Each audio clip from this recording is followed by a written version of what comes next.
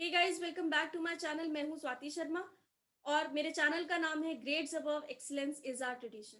तो आज जो हम यहाँ पर टॉपिक पढ़ने वाले हैं वो है इन्वेस्टमेंट फंक्शन। बट टॉपिक को स्टार्ट करने से पहले आप लोगों से एक छोटी सी अपील है कि मेरे चैनल को लाइक, सब्सक्राइब और शेयर करना ना भूलें। और जितना हो सके please just give your love and support to my channel, because my main motive is कि जितने भी बच्चे इंडिया में हैं जिनके पास कोई रिसोर्स नहीं है पढ़ने का, या फिर उनके कुछ कनेक्टिविटी इश्यूज होते हैं, वो ट्यूशंस नहीं ले पाते हैं, तो they should come to the channel and just see all the videos. ठीक है जी। ये एक छोटी सी कोशिश है आप सब लोगों के लिए। आई होप कि आप सब लोग इससे जितना ज्यादा फायदा उठा सकें आप उठाएंगे। ठीक है जी। तो आज का जो हमारा ये लेक्चर है ये है इन्वेस्टमेंट फंक्शन पे। तो आज इस वाली क्लास में हम पढ़ने वाले हैं कि भाई इन्वेस्टमेंट क्या होता है, इसके डिटर्मिनेंट्स क्या होते हैं, कितनी टाइप की इन्वेस्टमेंट्स होती है। ठीक है जी। तो स्टार्ट करते हैं अपना पार्ट। सबसे पहले हम यहाँ पर पढ़ते हैं इन्वेस्टमेंट क्या होता है। इन्वेस्टमेंट का मतलब है capital formation. Now what do we understand by the word capital formation? Capital का मतलब हो गया capital goods, machineries, equipments, tools, factory, building etcetera. ये सब हमारे कैपिटल गुड्स है जो हमें फर्दर प्रोडक्शन करने में या इनकम जनरेट करने में हेल्प करते हैं। जबकि दूसरा वर्ड यहाँ पर आता है फॉर्मेशन, जिसका मतलब है एडिशन। तो ऐसे कैपिटल गुड्स में जब हम फॉर्मेशन करते हैं यानी एडिशन करते हैं इनकी, तो उसी को हम इन्वेस्टमेंट बोलते हैं। अब ये जो इन्वेस्टमेंट है ये बेटा हो जाती है दो पार्ट में डिवाइड। ओके सर, कितने पार्ट में डिवाइड हो जाएगी? दो पार्ट में। कौन कौन सी? Autonomous investment and induced investment. Autonomous investment होती है एक ऐसी इन्वेस्टमेंट जो गवर्नमेंट करती है। गवर्नमेंट कैसी इन्वेस्टमेंट कर रही है? सपोज एक एग्जांपल मैं आप लोगों को दूं, an investment done in the form of defence. Defence पे कोई पैसा लगाना, पब्लिक डिस्ट्रीब्यूशन सिस्टम, राशन की नई दुकानें खोलना, पब्लिक डिस्ट्रीब्यूशन सिस्टम, ठीक है, या फिर जो अभी ऑक्सीजन प्लांट्स लग रहे हैं उन नए ऑक्सीजन प्लांट्स को बनाना। क्या मोटिव है इसमें गवर्नमेंट का? पैसा जनरेट करना। क्या गवर्नमेंट इन चीजों से पैसा जनरेट करती होगी, इनकम बढ़ाती होगी? नहीं। चाहे कंट्री के पास इन चीजों से पैसा बढ़े या पैसा कम हो, गवर्नमेंट का मेन मोटिव क्या है? पैसे लगाते रहना। क्या मोटिव है गवर्नमेंट का? कि भाई पैसा लगाते रहो। ठीक है। तो it is an investment which does not change with the change in income. ये एक ऐसी इन्वेस्टमेंट है जो इनकम के चेंज होने के साथ चेंज नहीं होती। तो ये कौन सी इन्वेस्टमेंट है? It is income in elastic. In elastic का मतलब क्या? एक धागा होता है ना, खींचते हैं टूट जाता है, तो वो इन इलास्टिक है नेचर में, वो चेंज नहीं होता। इसी तरीके से ये इन्वेस्टमेंट भी इनकम के चेंज होने के साथ चेंज नहीं होती। It is income in elastic. अब आ जाते हैं इसके ग्राफ। एक बार मैं ग्राफ आप लोगों को दोबारा बनाकर दिखाती हूँ। ये हमने एक्सिस बना दिया, एक्स एक्सिस जिसपे मैंने इनकम मेंशन किया है, ये है वाई एक्सिस जिसपे मैंने इन्वेस्टमेंट मेंशन किया है।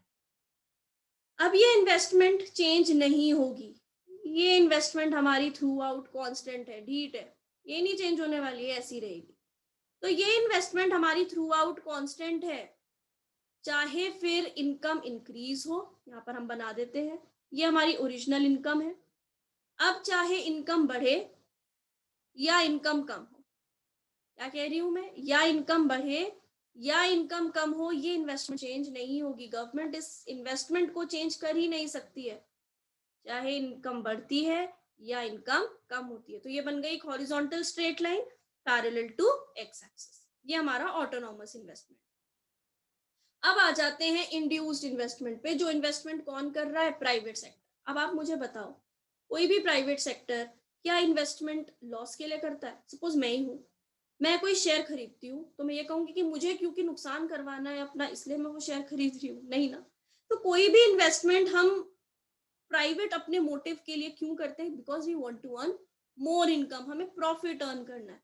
तो एक ऐसी इन्वेस्टमेंट जो प्राइवेट सेक्टर करता है, it is an investment which changes with the change in income. Income बढ़ेगी, इन्वेस्टमेंट बढ़ा देंगे। मुझे पता चल रहा है हिंडाल्को के शेयर्स बढ़ने वाले हैं परसों, भैया मैं खरीद लेती हूँ, चलो फ्राइडे को खरीद लेते हैं, मंडे को देखेंगे उसके बाद।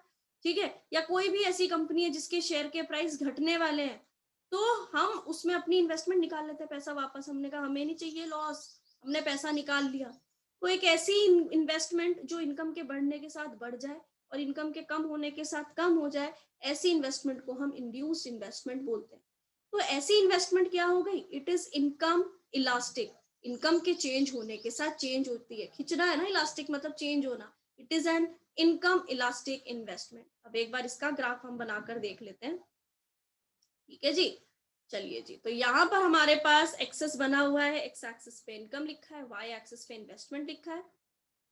ओके, नाउ सपोज ये है हमारी ओरिजिनल इन्वेस्टमेंट और ओरिजिनल इनकम, ये ओरिजिनल इनकम, ये ओरिजिनल इन्वेस्टमेंट। अब मुझे पता चला या किसी भी प्राइवेट सेक्टर को पता चला कि भाई किसी भी पर्टिकुलर एरिया में इनकम बढ़ने वाली है, बढ़ गई इनकम, तो इन्वेस्टमेंट भी वहां पर बढ़ा दिया जाएगा। जैसे ही इनकम बढ़ती हुई नजर आएगी, इन्वेस्टमेंट को बढ़ा दिया जाएगा।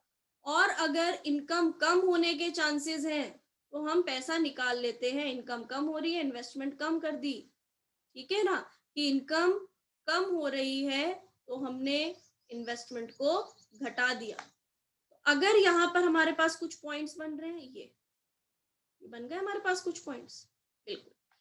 अब इन पॉइंट्स को अगर हम ज्वाइन कर दें, इन पॉइंट्स को हम ज्वाइन कर देते हैं, ये ज्वाइन कर दिया तो ये अपवर्ड स्लोपिंग लाइन बन रही है। ये हमारी क्या हो गई? ये इन्वेस्टमेंट है, कौन सी? Induced investment. अब आप देख रहे होंगे कि मैंने ओरिजिन से टच नहीं करी है ये लाइन, क्यों? क्योंकि भाई एक ऐसा इनकम, एक ऐसी इन्वेस्टमेंट जो मैंने पैसा जनरेट करने के लिए कमाई है, तो क्या वो जीरो हो सकती है? नहीं हो सकती है। तो this investment can never be zero. बहुत बच्चे इसको ओरिजिन से टच कर देते हैं, मार्क्स कट जाते हैं। वाई एक्सिस से टच करते हैं, मार्क्स कट जाते हैं। एक्स एक्सिस से टच करते हैं, मार्क्स कट जाते हैं। ये हवा में ही रहेगी इन्वेस्टमेंट। कैसे, कहां से स्टार्ट होगी? अबव द ओरिजिन कहीं से, और अपवर्ड स्लोपिंग लाइन बनेगी, ठीक है। Because there is, we can see direct relation, income के बढ़ने से इन्वेस्टमेंट बढ़ रही है और इनकम के कम होने से इन्वेस्टमेंट कम हो रही है। क्लियर हो गया? अब आते हैं एक बहुत जरूरी टॉपिक पर। अब ये जरूरी टॉपिक क्या है हमारा? Determinants of investment. कि भाई इन्वेस्टमेंट क्यों किया जाता है, क्यों करते हैं हम इन्वेस्टमेंट, क्या क्या रीजन क्या है? हम प्रॉफिट कमाना चाहते हैं। जैसा मैंने अभी कहा, कोई भी इंसान ऐसा नहीं कहता यार आज बड़े दिन हो गए लॉस कमाए हुए या लॉस की हुए हुए, चलो आज लॉस करते हैं। कोई होता है ऐसा? कोई भी नहीं होता। हम सब पैसा लगाते ही इसलिए हैं जिससे कि हम प्रॉफिट कमा सके, हम रिटर्न ले सके। तो every individual invest in order to gain some expected rate of return. और हमारा जो इन्वेस्ट करने का रीजन है, उसके पीछे कुछ डिसीजन होते हैं। हम डिसीजन लेते हैं हमें इन्वेस्ट यहाँ करना है या इन्वेस्ट यहाँ नहीं करना है। So the decision to invest in any new project mainly depends on two factor. दो फैक्टर कौन कौन से? Marginal efficiency of investment and rate of interest. Marginal efficiency of investment and rate of interest, ये दो चीजें होती है। अब मैं इसका आपको मतलब बताती हूँ। यहाँ पे एक एग्जाम्पल मैंने लिया, मैंने कहा सपोज अ पर्सन इन्वेस्टेड ₹1,00,000। कितने रुपए इन्वेस्ट किए इसने? 1,00,000 रुपए इन्वेस्ट किए। इस 1,00,000 रुपए पर इस इंसान को जो रिटर्न मिला, यानी प्रॉफिट, हम प्रॉफिट बोल सकते हैं, जो उसको रिटर्न मिल रहा है वो मिल रहा है 10%। 1,00,000 का 10% कितना हो गया? जल्दी बताओ। 10,000 हो गया ना? 10,000 एग्जैक्टली। लेकिन इसने पैसा बोरो किया था, इसने पैसा जो था बोरो किया था। इसे बोरो क्या, कहां से किया था? Let's say borrow from bank. इसने इस इन्वेस्टमेंट को करने के लिए पैसा बैंक से बोरो किया था, जिसपे इसे रेट ऑफ इंटरेस्ट देना होता था। रेट ऑफ इंटरेस्ट पेमेंट जो थी वो कितनी थी? 12%। तो 1,00,000 का 12% कितना हो गया? जी बता दो। हाँ जी, हाँ जी, हाँ जी, वेरी गुड, 12,000। तुम बताओ, 10,000 मुझे रिटर्न मिल रहा है और 12,000 मैं बैंक को दूंगी, तो 2,000 रुपए का क्या हो गया? मुझे ये लॉस हो गया ना। क्या मैं ऐसी इन्वेस्टमेंट करूंगी? सोचो, या आप ऐसी इन्वेस्टमेंट करोगे? चलो जी, 10,000 का प्रॉफिट लेकर 12,000 बैंक को दे देते हैं, हमारे पास कुछ बचेगा नहीं, हमारे को तो और 2,000 अपनी जेब से लगा कर देना पड़ रहा है। तो ये डिसीजन हो गया मेरा गलत। ये डिसीजन मैं नहीं लूंगी। लेकिन सपोज करो मुझे जो बैंक को पेमेंट देनी है, ये पेमेंट मेरे को 10% की जगह 5% देनी पड़े। कितनी देनी पड़े? 5%। कितना हो गया 1 लाख का 5%? 5,000। तो 10,000 मैं रिटर्न ले रही हूँ और 5,000 मुझे बैंक को हर महीने का लोन का जो किश्त होती है वो देनी है। तो हर महीने अगर मुझे 10,000 का प्रॉफिट हो रहा है, 5,000 मुझे बैंक को देने हैं, तो 5,000 का मुझे यहाँ क्या हो रहा है? यहाँ मुझे 5,000 का प्रॉफिट हो रहा है। तो ये डिसीजन मेरा क्या है बच्चों? या आप लोग भी ऐसा डिसीजन लोगे तो क्या होगा? वो ठीक डिसीजन है। क्यों? क्योंकि यहाँ पर मेरा रिटर्न जो है मेरे रेट ऑफ इंटरेस्ट से ज्यादा है। रिटर्न को हम क्या बोलते हैं? Marginal efficiency of investment. मेरी मार्जिनल एफिशिएंसी ऑफ इन्वेस्टमेंट, मेरा प्रॉफिट का जो रेट है वो ज्यादा है in comparison to the rate of borrowing या रेट ऑफ इंटरेस्ट जो मुझे किसी भी फाइनेंशियल इंस्टीट्यूशन को देना है जहां से मैंने पैसा उधार लिया है। तो एक बार इसको दोबारा से समझ लेते हैं इस डेफिनेशन को, जो आप लोगों को इजीली क्लियर हो जाएगी। अच्छा जी, तो सबसे पहले हम यहाँ पर पढ़ते हैं definition of rate on investment, यानी marginal efficiency of investment. So marginal efficiency of investment is return on investment. It refers to the expected rate of return from the project in which we are about to invest. कोई भी ऐसा project जिसमें हम पैसा लगाना चाहते हैं, उससे हमें कितना एक्सपेक्टेड रिटर्न मिल सकता है। This could be an expected reward on investment. ये क्या है? एक्सपेक्टेड रिवॉर्ड है इन्वेस्टमेंट पे। कोई भी इन्वेस्टमेंट जो मैं कर रही हूँ उस पे मिलने वाला प्रॉफिट को ही हम मार्जिनल एफिशिएंसी ऑफ इन्वेस्टमेंट बोलते हैं। जबकि रेट ऑफ इंटरेस्ट क्या होता है?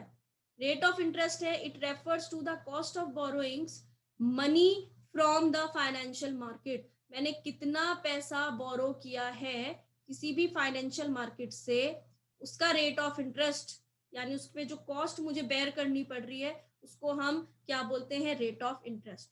तो अगर यहाँ पर हम समझे इस चीज को, तो यहाँ पर investment is treated to be profitable.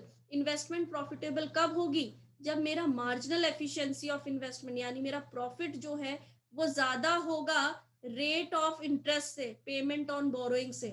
ठीक है ना, जो अभी हमने पढ़ा था, अगर मेरा रेट ऑफ इंटरेस्ट 5,000 जा रहा है और मेरी इन्वेस्टमेंट पे जो रिटर्न है वो मुझे 10,000 मिल रहा है, तो इस केस में मुझे क्या हो रहा है? इस केस में मुझे प्रॉफिट हो रहा है। तो इस केस में मैं इन्वेस्टमेंट करूंगी।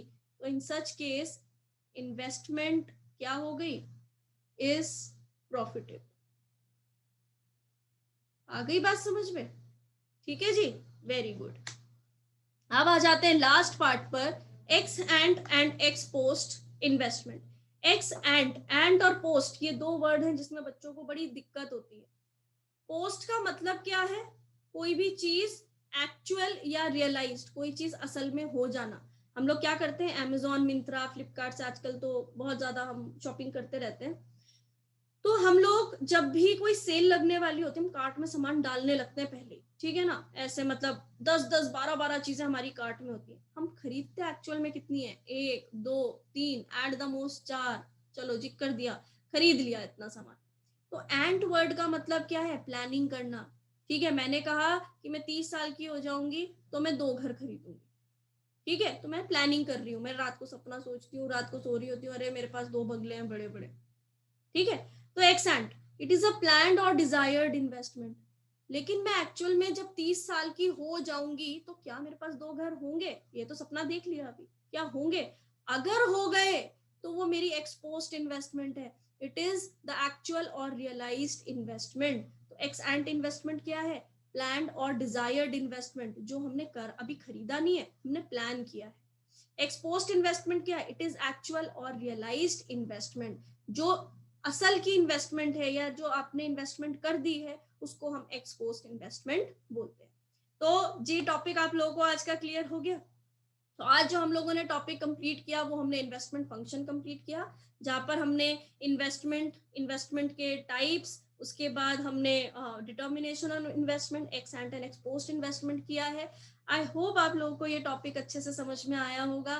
तो guys, just like, subscribe and share my channel to as many people as you can, because my channel needs love and support of all of you. Right तो अब हम इसी तरीके से हर दिन एक नया नया टॉपिक पढ़ते रहेंगे. आज था हमारा 4th day of strategy of master economics in 60 days. तो इसी तरीके से मैं आप लोगों के लिए नई नई वीडियोस अपलोड करती रहूंगी और 60 डेज के अंदर I can give you an assurance कि हम लोग का पूरा कोर्स कंप्लीट हो जाएगा. वीडियोस मेरी देखते रहिए और please just keep on liking, subscribing and sharing my channel. ठीक है जी, तब तक के लिए बाय बाय. कल फिर एक और नई वीडियो के साथ मिलते हैं. Take care, bye bye all of you.